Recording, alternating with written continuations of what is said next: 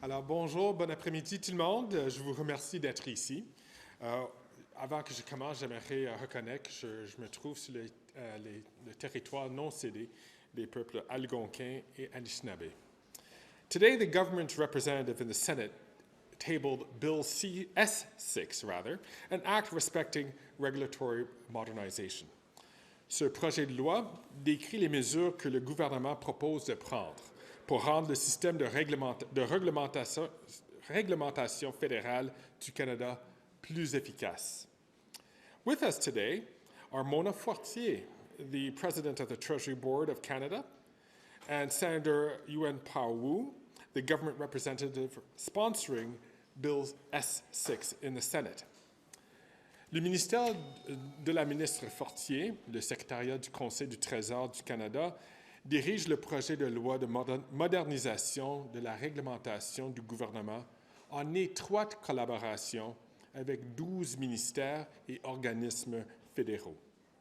Well, with that, I'll turn things over to the President of the Treasury Board, the Honorable Mona Fortier. Merci beaucoup. Madame Fortier.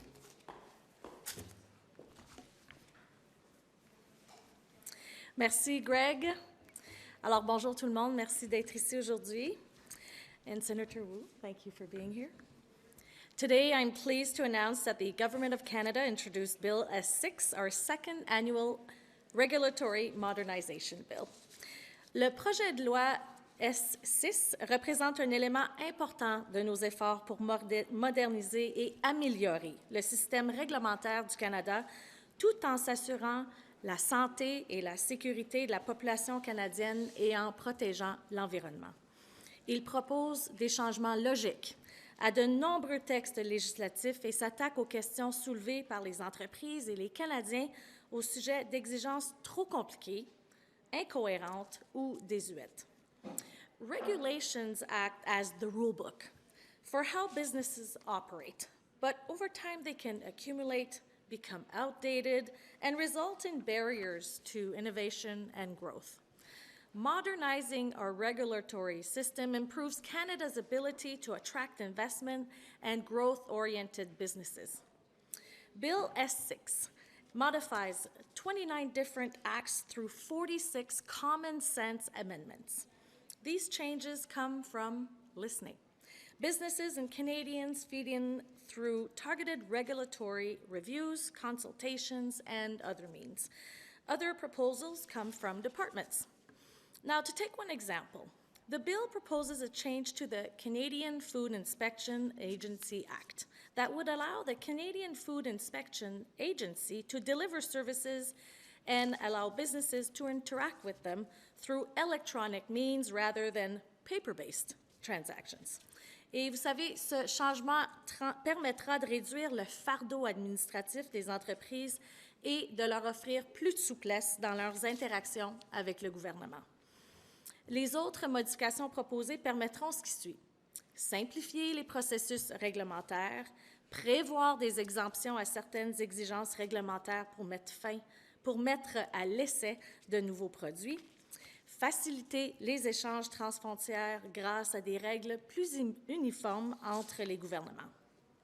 And the bill eliminates minor legislative irritants and reduces administrative burdens that over time have become barriers to innovation and economic growth. Et grâce aux changements proposés, la quantité de temps et d'argent investi à s'orienter dans les processus gouvernementaux sera réduite et les entreprises pourront se concentrer sur la reprise de leur activité pendant que l'économie se rétablit. Somme toute, il sera plus facile de faire avancer les choses. Now, this is not a one-off. It is a fundamental work. The Regulatory Modernization Bill will be an annual effort. Work on the next bill is already underway, and there will be consultations this fall. We want your ideas. Citizens and businesses are welcome to share their views on improving the regulatory system at any time, and we look forward to broad and inclusive consultations to ensure our regulatory systems keeps getting better. With Bill S6, the government is taking an important step to help businesses thrive. Many of the proposed changes may seem small when taken individually, but taken together, they make a big difference. And every one of these changes helps and will help set up Canadians for success in the years ahead. Now, I'd like to turn to Senator Yuan-Pu Wah, who will be sponsoring this bill in the Senate. Senator Wu.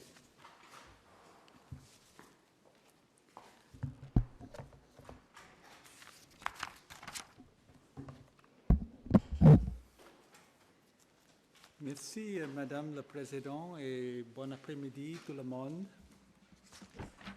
I'm pleased to be here as the Senate sponsor of Bill S6 to help mark this significant step towards modernizing Canada's regulatory system. Notre système réglementaire doit rester efficace. Introducing this bill in the Senate provides the opportunity for senators to thoroughly study these common sense changes on behalf of Canadians. Both chambers must play a role to manage their busy legislative agendas. As the President noted, S6 modifies 29 acts through 46 common sense amendments and involves 12 departments and agencies. These amendments will fix overly complicated, inconsistent, or outdated requirements, letting Canadians get things done more efficiently.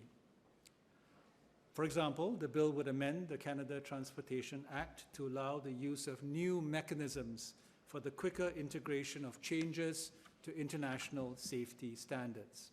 This would ensure that our transportation sectors are meeting the most up-to-date safety standards and keeping pace with changes in technology and innovation.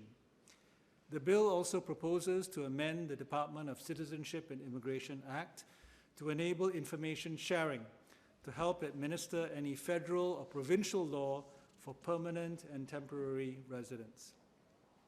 This would support collaboration between federal departments, provinces, and territories, and allow for faster processing of applications to address labor market needs. These are just a few of the 46 amendments included in the bill, but they give you an idea of the breadth and of the changes being sought across the system.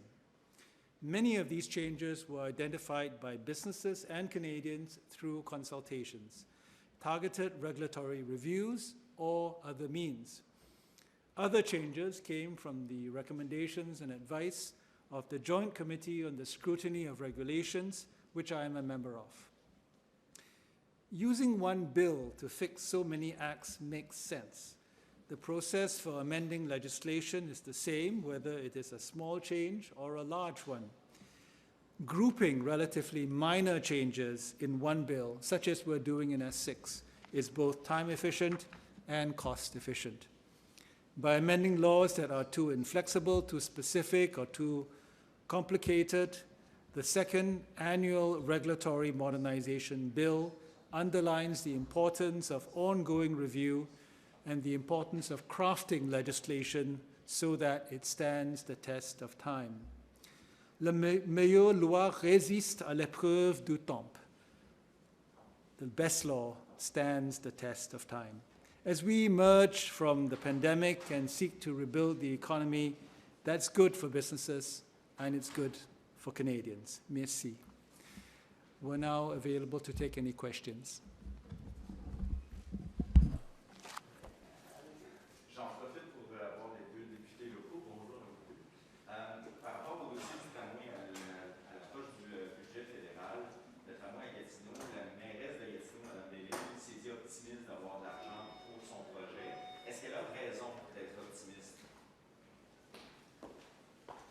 Bien, premièrement, Antoine, je suis contente de te voir en personne. Ça fait longtemps. Alors, merci beaucoup de ta question. Je pense qu'on est tous très intéressés de voir qu'est-ce qu'il va y avoir dans le budget la semaine prochaine. Alors, je pense aussi que pour la région et le caucus de la région de la Capitale-Nationale, il y a beaucoup dans nos priorités, que ce soit au niveau du transport en commun, du transport actif. On espère pouvoir avoir d'autres investissements, mais il va falloir attendre à la semaine prochaine pour le savoir. Est-ce que vous êtes optimiste? Si vous voulez ce projet-là, je veux dire, est-ce que ça s'en va? encore une fois, on n'a vraiment pas la boule de cristal, mais je pourrais vous dire qu'on sait qu'on a plusieurs projets en cours présentement dans la région de la Capitale-Nationale et on va continuer à vouloir améliorer le transport en commun et les transports actifs qu'on a. Greg, je ne sais pas si tu veux rajouter. Oui, encore, moi aussi, à mon tour, de vous saluer, de vous voir en personne. Et puis aussi, écoutez, je suis très optimiste pour le projet. Madame Bellil est une excellente partenaire avec le gouvernement du Canada et avec le gouvernement du Québec. Il y a plusieurs étapes à franchir, mais je peux vous dire que tout le monde travaille main dans la main pour s'assurer qu'on peut amener ce projet à terme. Le président de la STO, M. Jourdain, a montré des signes d'impatience dans les derniers temps. Est-ce que vous lui avez parlé? Je présume M. Fergus. Oui, je peux vous dire que j'ai eu quelques discussions avec lui avant, puis encore après sa déclaration. Je pense qu'on est sur la bonne piste. Okay. En terminant, peut-être, Mme Fortier, sur le dossier du PVG, les négociations ont commencé hier. Devraient en principe se poursuivre. Aujourd'hui, il y a une déclaration en chambre de députés bloquistes selon laquelle ça bénéficie peut-être au gouvernement que les travaux soient retardés du PVG. Est-ce que c'est une bonne chose pour le gouvernement fédéral que les rapports du PVG ne soient pas déposés ensemble? Je vous dirais présentement, ce qui me préoccupe le plus, c'est que les deux parties sont à la table et se parlent. Je pense que la vérificatrice générale, étant indépendante, elle a à travailler avec le syndicat. Alors, j'espère vraiment qu'ils vont trouver une façon de pouvoir avoir de bonne foi, évidemment, une entente, puis ensuite de pouvoir retourner au travail.